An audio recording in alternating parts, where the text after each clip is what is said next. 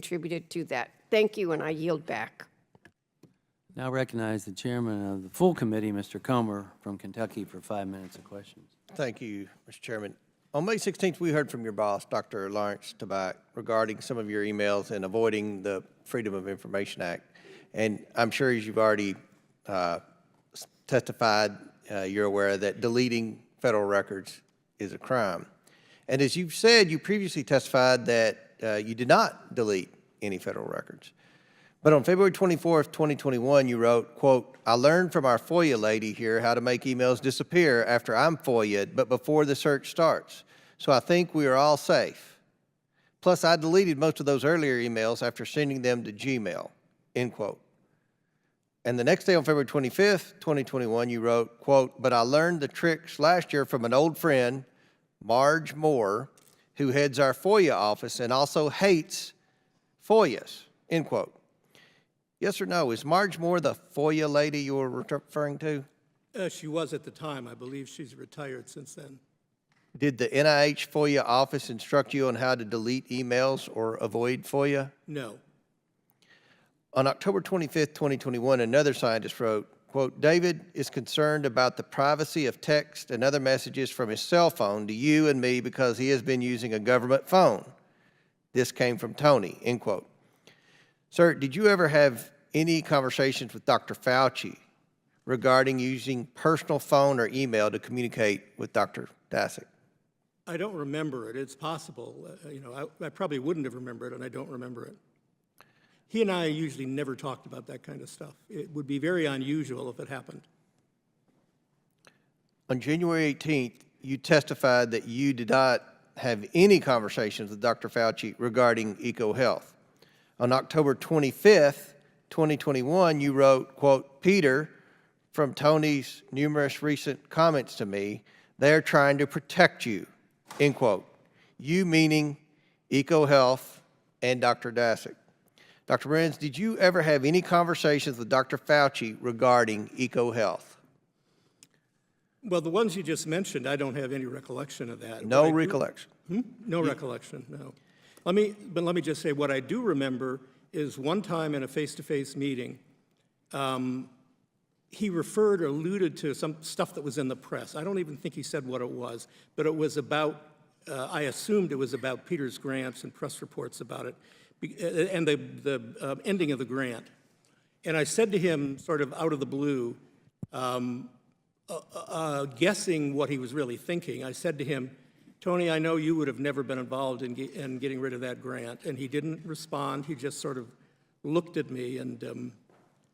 So Dr. Fauci was always a big defender of EcoHealth and their right to receive federal funding?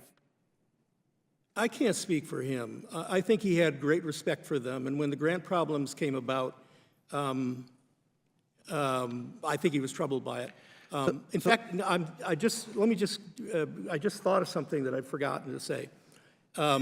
At some point, somebody, it may not have been Tony, but it might have been Hugh Uppencloss, somebody said to me, you know, Peter's his own worst enemy because he made some mistakes on that grant.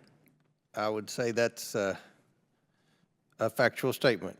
On April 21st, 2021, you wrote that Dr. Fauci is, quote, "too smart to let colleagues send him stuff that could cause trouble," end quote. On June 16th, 2020, you wrote, "We're all smart enough to know to never have smoking guns, and if we wouldn't put them in emails, and if we found them, we'd delete them." Now, did you ever have conversations with Dr. Fauci regarding deleting emails? I don't remember any such thing. You don't remember? No, sir. And it would be very, Tony and I don't have those kind of conversations. Did you ever delete any official records? Not to my knowledge. I mean, but again, we're at the issue of defining what's a federal record. I deleted a lot of emails. I do it every day. But in my mind, they're trivial things not related to government business. In response to my questions, Dr. Back said he absolutely agreed with every compliance action the NIH took against Dr. Daszak and EcoHealth. And over the past 2 weeks, both EcoHealth and Dr. Daszak have been suspended from receiving federal funding, finally, and proposed for debarment. Do you agree with NIH's actions against EcoHealth?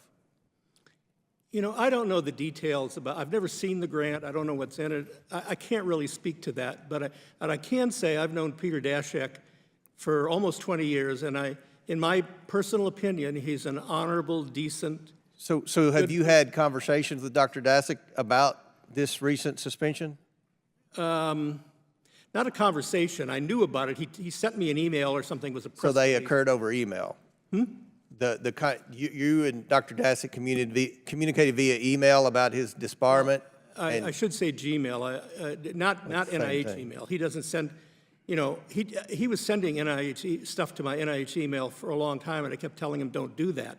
And that's how this Gmail thing started. He sent me, in 2020, he sent a message to me on my government NIH email, and I forget what it was. Maybe I never knew what it was, but eventually that email was FOIA'd. Okay. So wait a second, can I finish?